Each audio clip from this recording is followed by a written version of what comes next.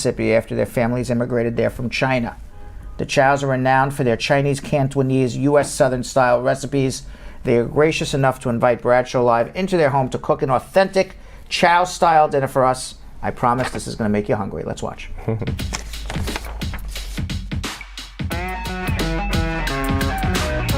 Hi, I'm Gilroy. This is my wife Sally. We're the Chows from Clarksdale, Mississippi. We're here to prepare a Southern Chinese meal for you. It's Chinese, but it's Southern, and it's strictly home cooking because we're not in the business, but as we get together as friends and family, we like to eat when we get together, and so we're going to do a little cooking and a little getting together and just hanging out, and it's going to be a fun evening. So just come on in. Well, this evening we're going to have several dishes, homemade. And to start off, we're going to have charbroiled roast pork. This is a homemade drum. It's got a hole cut the appropriate size and the pot's the appropriate size to hold the charcoal. And the ring, as you see, is around the outside, and the drippings fall to the side on the bottom, but not into the fire. We marinated it. And then halfway through the process, we've re-basted it with the sauce. And you just see how nice that is. And again, you can see the meat pulling off the bones. The sauce that we made, caramelized, it's got a nice sheen to it. We'll also have Delta Southern fried rice. And we call it Southern fried rice because it has bacon. You know, everything tastes better with bacon.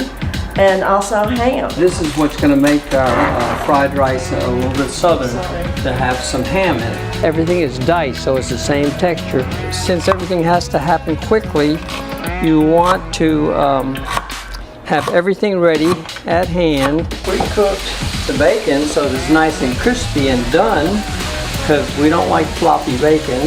And then we use the oil, and you'll see later how that's used in the dish.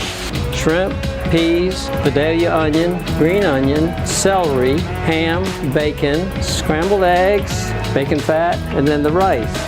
We're going to season it with oyster sauce, a little sea salt, black pepper, a little soy sauce, and we like to use canola oil. If you pre-season it, the bottom half is already seasoned. We're cooking on this wok that we've had for 47 years. When we stir fry, we're going to get a lot of heat, and it's going to cook quickly. And it's the old traditional Chinese wok cooking. And when you get that heat in, and it adds to the flavor, and it gives it what they call wok hei. Season the pan with a little bit of salt. We like to use a little garlic, sometimes ginger, depending on the dish, but this one we like, and here you get a nice little sizzle. The bottom of the spatula is the shape of the wok, and so when you scrape, it gets everything.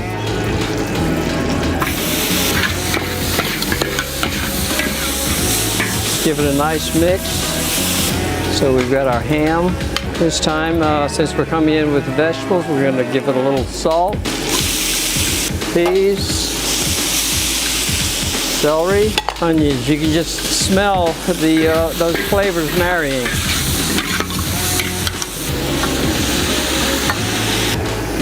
We just take our rice that we pre-seasoned and boom. And so we're going to season with a little bit of oyster sauce, a little bit of pepper.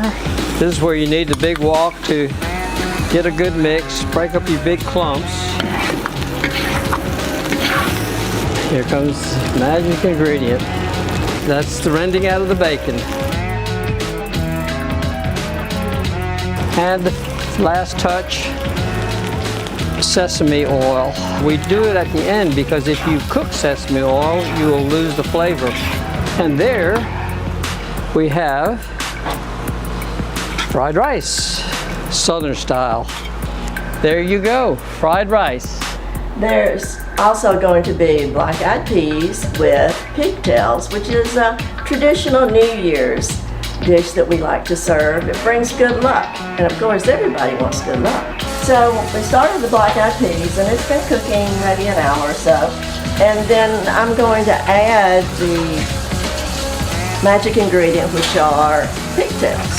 My girlfriend's husband, Steve, told me, when you're cooking dried beans, do not stir the beans until they're finished cooking because it will tear up the beans. You know, black-eyed peas are traditionally good luck for people at New Year's time. And so for Chinese New Year's, we said, well, we could go ahead and use the American version of black-eyed peas, and we'll add a little twist to it. In dried black-eyed peas and mini beans, they ask that the directions say to soak it overnight in water.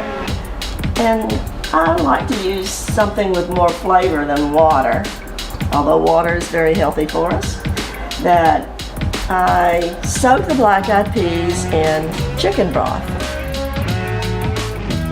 And notice I am not stirring it, I'm just letting it simmer in there. These are wonderful Vidalia onions that come at this time of the year. This will probably simmer for about an hour. And then we'll have to have a taste of it. And also we're going to have broccoli and chicken stir fry. You know, broccoli is very healthy. Usually in Chinese cooking you cut up the meat in small pieces so it'll be easy to serve and easy to eat without having to use a knife and fork. So I had this idea about just cooking the meat separately in whole pieces. This way there's less chance of it becoming dry. So we're flavoring it with a little bit of garlic. Well, and people in the South love pepper. Pan seared, ready for stir fry with broccoli. And we're going to do the broccoli out here. Bradley's going to help and Jack's going to help. Turn it over into the wok. Oh yeah. Yeah, good sizzle.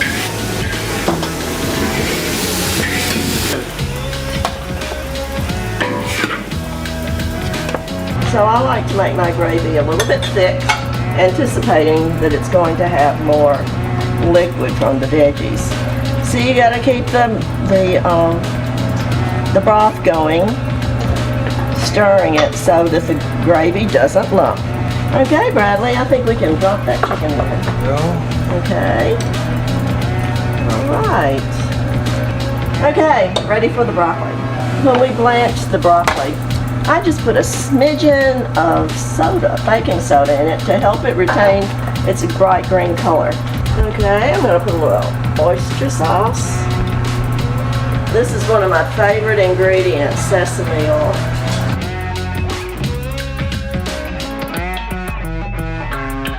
And we're also going to have shrimp Cantonese. It's a very special dish. It's traditional for a lot of weddings and birthday parties. Shrimp Cantonese is a gravy-based dish with shrimp, and it has pork and a thick gravy with eggs and garnished with some green onions. But it is served over white rice. So it's shrimp, fresh ground pork, egg, broth, garlic, ginger, and finished with green onion. And what we have here is dried black beans that I soaked earlier. We like to mix it with a little bit of garlic and then a little bit of soy. This garlic and ginger will infuse into the oil. It will flavor everything. So then we'll take the pork. Oh, you hear that nice sizzle? That's great. We want the pork to get a nice sear to it. This is definitely heat in the kitchen. It's a hot summer day in the Delta. See, the heat just gives that shrimp a nice red glow. So now we are using some chicken broth. You might think, well, it doesn't look quite thick enough. So what we're going to do is we're going to use eggs as a final thickening. And we just stir it, we don't beat it.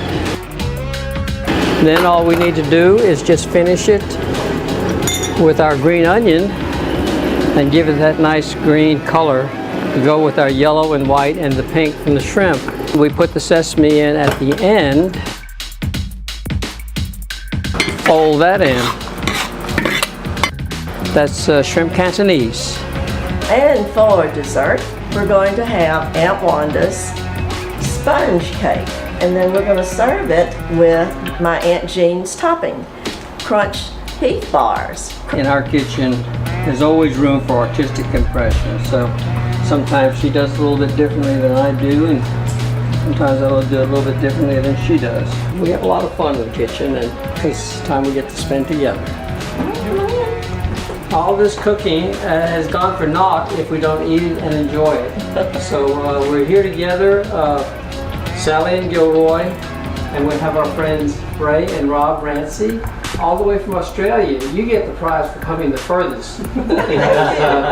Bradley, Jennifer, Jack, and Emily came all the way from Germantown, Tennessee. And so we're welcoming everybody here, and we hope that everybody enjoys the day.